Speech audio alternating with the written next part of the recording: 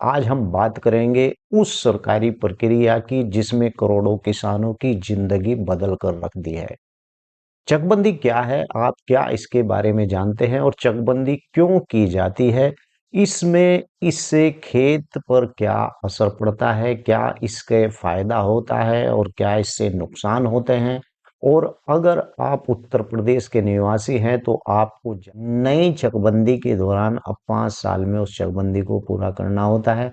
लेकिन पुरानी प्रक्रिया के हिसाब से अगर हम बात करें तो पुरानी प्रक्रिया में 10-10, 20-20 साल लग जाते थे।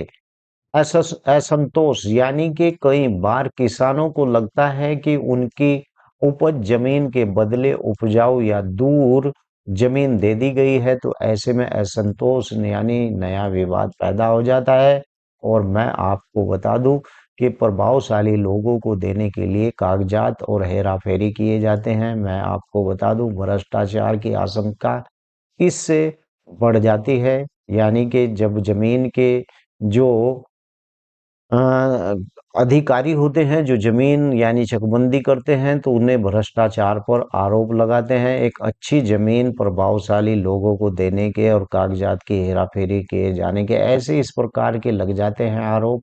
नुकसान और चिंता यानी अगर किसान के पास कोई खास जमीन है जैसे फलदार बाग कुआ और इससे शिफ्ट यानी व्यक्ति को नुकसान होता है। लेकिन यहाँ पर मैं आपको बता दूं कि चकबंदी के अंदर कुआ बाग इस प्रकार की भूमि नहीं आती है। इससे आपको घबराने की जरूरत नहीं है।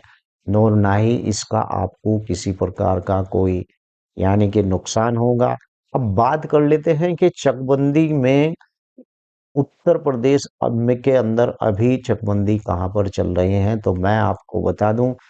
अब इस उत्तर प्रदेश में जो चकबंदी अभी-अभी बड़े पैमाने पर चकबंदी का काम यानी चल रहा है और चकबंदी निर्देशालय के विशेष अभियान के तहत यानी कि कई गाँव में यह प्रक्रिया यानी शुरू से लगातार यानी नोटिफिकेशन जारी करता रहा है कि अब फला जिले के अंदर चकबंदी है, अब फला जिले के अंदर चकबंदी है।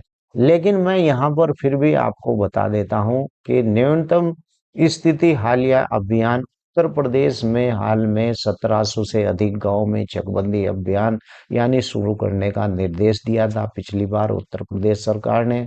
और सक्रिय जिले जो हैं वो चकबंदी को निरंतर चलाने की